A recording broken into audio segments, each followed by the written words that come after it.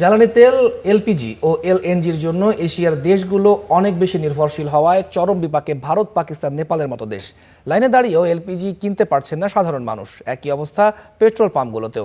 যদিও এলএনজি সংকটে এশিয়ার অন্যান্য দেশে প্রভাব পড়লেও পাকিস্তানে অভ্যন্তরীণভাবে বিদ্যুৎ উৎপাদনের কারণে ভোগান্তি কম হবে বলে মনে করছে দেশটির সরকার।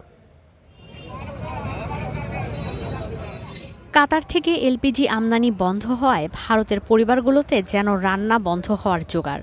ঘন্টার পর ঘন্টা লাইনে দাঁড়িয়ে থেকেও এক সিলিন্ডার এলপিজি নিতে পোহাতে হচ্ছে চরম ভোগান্তি। এলপিজির অভাবে কেউ কেউ ব্যবহার করছেন কাঠের চুলা। ভোর থেকে দাঁড়িয়ে আছি, তারা বলল এখনো 150 থেকে 200 সিলিন্ডার আছে, কিন্তু এখনো একটা সিলিন্ডারও পেলাম না। প্রথমবারের মতো মাটির চুলায় কাঠ দিয়ে রান্না করছি। হয়তো এই কাঠ দিয়ে 2-1 দিন চলবে।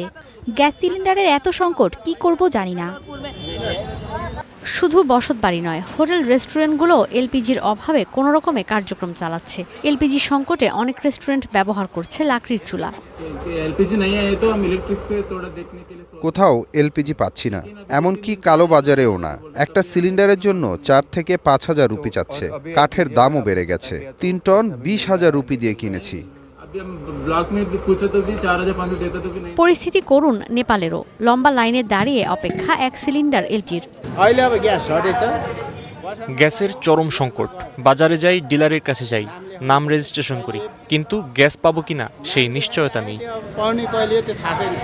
পাকিস্তানেও চরম জ্বালানি সংকটে পেট্রোল পাম্পে দীর্ঘ লাইন। এরপরও পর্যাপ্ত জ্বালানি তেল পাচ্ছে না গ্রাহকরা। যদিও এলএনজি সংকট বিদ্যুৎ সরবরাহে খুব একটা জটিলতা তৈরি করবে না বলে মনে করে পাক সরকার। তাদের দাবি, এলএনজি ছাড়া অভ্যন্তরীণভাবে উল্লেখযোগ্য হারে বিদ্যুৎ উৎপাদন করে তারা। ঈশিতা ব্রহ্ম, স্টার নিউজ।